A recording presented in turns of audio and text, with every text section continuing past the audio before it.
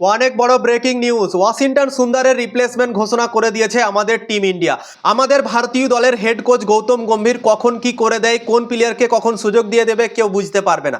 আমিও বুঝতে পারবো না, ক্রিকেট ফ্যানরাও বুঝতে পারবে না, বা যারা বড় বড় নিউজ চালাচ্ছে তারাও ভাই বুঝতে পারবে না গৌতম গম্ভীরের মন, গৌতম গম্ভীরের মধ্যে কি চলছে না চলছে কেউ ভাই বুঝতে পারবে না। তার মন বোঝা খুবই কঠিন ভাই। তো আজকেও আউট অফ বক্স একটা সিলেবাস চলে এসেছে গৌতম গম্ভীরের। আয়ুষ বাদনীকে সুযোগ দিয়ে দিয়েছে ওয়াশিংটন সুন্দরের জায়গাতে।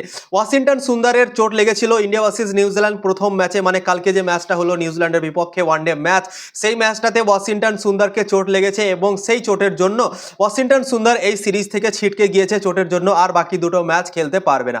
এবং ভারতীয় দল তার রিপ্লেসমেন্ট ঘোষণা করেছে। ঋতুরাজ গায়কোয়াড় নয়, তারপর হচ্ছে দেবদত্ত পাটিকাল নয়, তারপর হচ্ছে রজত পাতিদার নয়, বা অক্ষর প্যাটেল নয়। কে সুযোগ পেয়েছে তোমরা জানো? তার নাম হচ্ছে আয়ুষ বাদনী। আয়ুষ বাদনী প্রথমবার ভারতীয় দলে সুযোগ পেয়ে গেল, ডাক পেল। এর আগে কোনোদিনও ভারতের দলে সুযোগ সে পায়নি, কিন্তু প্রথমবার জায়গা পেয়ে গেল ভারতীয় দলে। অনেক অনেক অভিনন্দন আমার তরফ থেকে আয়ুষ বাদনীকে, কেননা যে কোনো প্লেয়ারের ক্ষেত্রে যখন প্রথমবার ভারতীয় দলে জায়গা পায় তখন কিন্তু সেই দিনটা, সেই মুহূর্তটা অনেক বড় হয়। তো আয়ুষ বাদনীর জন্য অনেক বড় একটা মুহূর্ত হতে চলেছে, কেননা ভারতের দলে সে প্রথমবার সুযোগ পেয়েছে। তো অনেক অনেক অভিনন্দন তাকে সুযোগ পাওয়ার জন্য ভারতীয় দলে। সে যেন বড় কিছু করতে পারে এটাই আশা রাখবো। এবং গৌতম গম্ভীরের কথা বললাম, গৌতম গম্ভীরের মন বোঝা ভাই খুবই কঠিন, এবং Gautam Gambhir out of syllabus আবারও দলে নিয়ে নিয়েছে আয়ুষ বাদনীকে।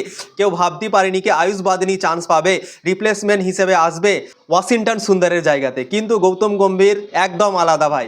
গৌতম গম্ভীর যেটা ভাবে সেটা কেউ ভাবতে পারে না, এবং আজকেও প্রমাণ হলো। এবং টি-20 বিশ্বকাপের দল ঘোষণা হয়েছিল 20 ডিসেম্বর, এবং সেখানেও কেউ ভাবতে পারেনি ঈশান কিষান সুযোগ পেয়ে যাবে টি-20 বিশ্বকাপে, এবং ঈশান কিষানকে দলে নিয়ে সবাইকে সারপ্রাইজ করে দিয়েছিল গৌতম গম্ভীর। এবার আয়ুষ বাদনীকে দলে নিয়ে সবাইকে সারপ্রাইজ করে দিল। আমরা তো ভেবেছিলাম কি অক্ষর প্যাটেলকে হয়তো সুযোগ দিতে পারে ভারতীয় দল, কেননা ওয়াশিংটন সুন্দর অলরাউন্ডার, ঠিক আছে, বোলিংও করে ব্যাটিংও করে। তো অক্ষর প্যাটেলও যেহেতু সুযোগ পায়নি এই সিরিজটাতে, তো অক্ষর প্যাটেল ভালো একটা অপশন হতে পারে, তাকে হয়তো ভারত সুযোগ দিতে পারে তার জায়গাতে।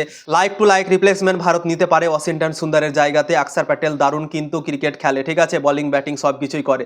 তো আমি ভেবেছিলাম কি হয়তো অক্ষর প্যাটেলকে সুযোগ দিবে, কিন্তু আয়ুষ বাদনীকে সুযোগ দিয়ে সবাইকে সারপ্রাইজ করে দিয়েছে গৌতম গম্ভীর। এবং আয়ুষ বাদনীও কিন্তু বল করতে পারে, অফ স্পিনার বল করতে পারে, কিন্তু ওয়াশিংটন সুন্দর যেভাবে বল করে সেভাবে কিন্তু বল করতে পারে না। পার্ট টাইম হিসেবে কাজ করে আয়ুষ বাদনী, বোলিংও করে ব্যাটিংও করে, কিন্তু ওয়াশিংটন সুন্দরের মতো একটা ভালো বোলার না সে, পার্ট টাইম বোলার। কেননা ওয়াশিংটন সুন্দর অফ স্পিনার ছিল এবং আয়ুষ বাদনীও কিন্তু অফ স্পিনার, তাই জন্যই হয়তো তাকে ভারত নিয়েছে, এবং গৌতম গম্ভীর হয়তো ভেবেছে কি একে নিলেই মনে হয় ভালো হবে।